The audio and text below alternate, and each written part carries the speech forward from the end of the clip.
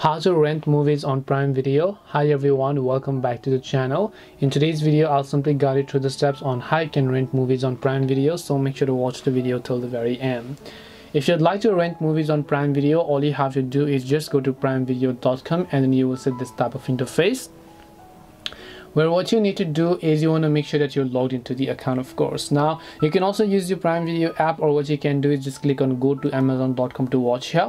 Now you can only rent Prime movies only if the Prime has actually made it available to rent. So if it's not available to rent, you will not be able to rent it. So right here under store tab, you will be able to find this option called rent or buy. Make sure to go to this rent or buy section here.